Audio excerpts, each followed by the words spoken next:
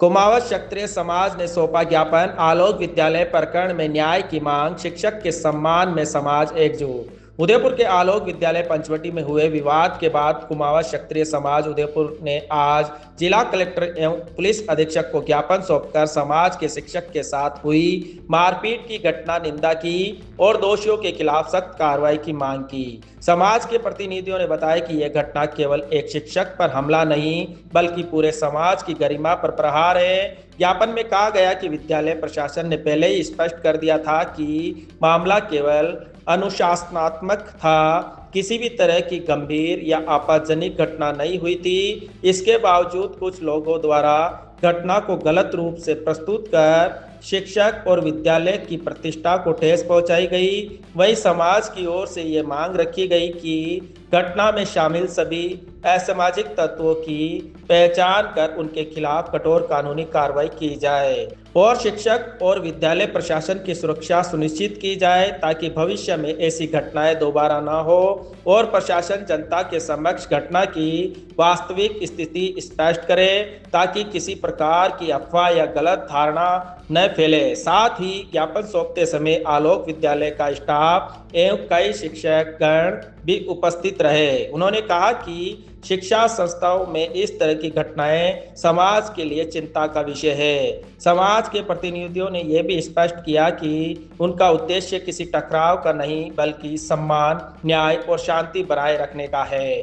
भारतीय कुमावत क्षत्रिय महासभा के तत्वाधान में आज कुमावत समाज के सैकड़ों लोग यहाँ पर माननीय एडीएम सिटी को ज्ञापन देने के लिए आए हैं। ज्ञापन में बात यह हुई थी कि आलोक विद्यालय पंचवटी में जिस प्रकार से कल एक घटनाक्रम घटित हुआ था जिसमें समाज के एक सम्मानित सदस्य श्री चंद्रशेखर जी कुमावत जो पिछले 30 सालों से आलोक विद्यालय में अध्यापन का कार्य करा रहे हैं, वह इन 30 सालों के सेवा काल में कभी कोई ऐसी घटना नहीं हुई है, कोई सा भी उन पर मुकदमा नहीं है।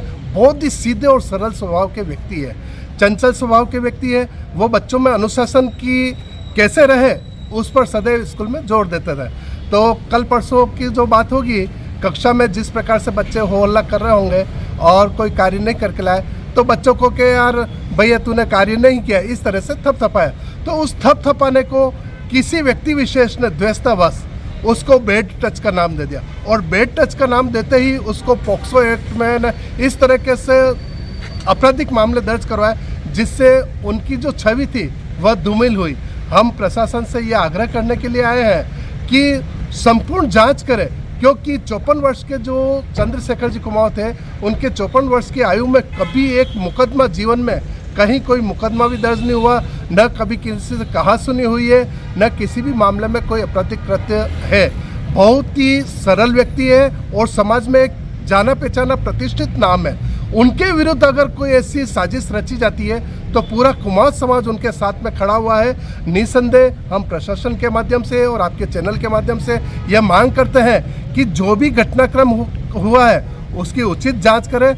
कहीं भी चंद्रशेखर जी कुमावत कहीं भी दोषी नहीं पाए जाएंगे, क्योंकि उन्होंने सिर्फ और सिर्फ अनुशासन के लिए और होमवर्क के लिए जिस बच्ची को जिन बच्चों को टच में सभी को करते हैं कि भाई तूने होमवर्क नहीं किया, इस तरीके से टच करते खाली उसको गलत रूप में व्यय कर लेना बहुत ही सरासर अन्याय है।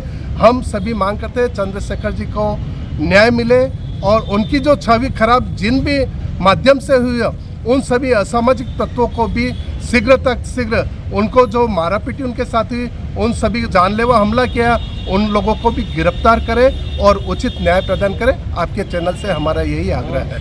चंद्रशेखर जी की तरफ से कोई मामला दर्ज करवाया? चंद्रशेखर जी की तरफ से भी बात कही गई है, चूँकि वो हॉस्पिटल में एडमिट है और हाथ पैर वगैरह पे काफ़ी चोटें आई है, फ्रैक्चर है, उनका इलाज चल रहा है। स्कूल प्रशासन ने कल भी एक हाथीपोल थाने में परिवाद दिया था, परिवाद को दर्ज किया गया। आज माननीय एडिशनल एसपी ओझा साहब से भी स्कूल प्रशासन मिले थे और जो कृत्य असामाजिक लोगों ने आकर उन 25-30 लोगों ने उनके साथ मारपीट की थी, स्कूल के स्टाफों को डराया धमकाया था, स्कूल के लेडीज स्टाफ को भी कपड़े फाड़ दिए गए थे।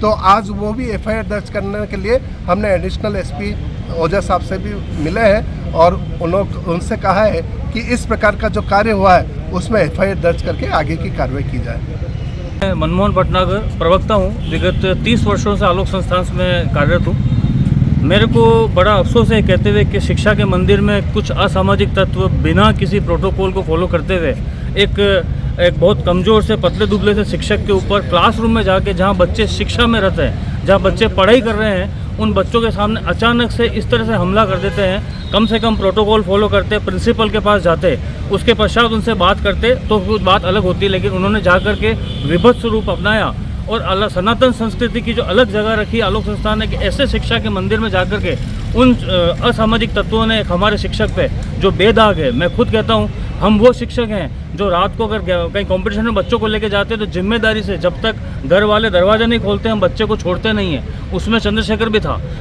जिम्मेदारी से उसने अपनी जिम्मेदारी निभाई। 30 वर्षों का उसका इतिहास शिक्षा का रहा है। आज उसकी बच्ची भी शादी के लायक हो गई है, वो कभी भी ऐसी गलती नहीं कर सकता। हम कानून व्यवस्था से, प्रशासन से ये निवेदन करते हैं प्रवक्ता के रूप में आलोक संस्थान की ओर से कि इस चंद्रशेखर को न्याय मिले। असामाजिक तत्व जो बिना किसी परवाह किए सारा उल्लंघन करते हुए, कानून को तोड़ते हुए जो शिक्षा के मंदिर में आलोक संस्थान 59 वर्षों से शिक्षा दे रहा है, समाज में अपनी सेवाएं दे रहा है, वहाँ पे प्रवेश किया, उन्होंने जिस प्रकार से जो कृत्य किया उसकी मैं भर्त्सना करता हूँ और साथ में मैं कानून व्यवस्था प्रशासन से निवेदन करता हूँ कि आरोपियों को जितना हो सके उनको सज़ा दिलाए और हमारे चंद्रशेखर को मुक्त कराएं।